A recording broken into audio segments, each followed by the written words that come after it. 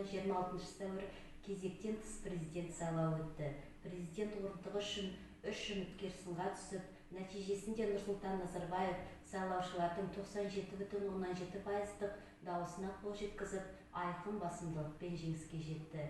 2015 жылы Қазақ хандығының құрылғанына 550 жыл толды.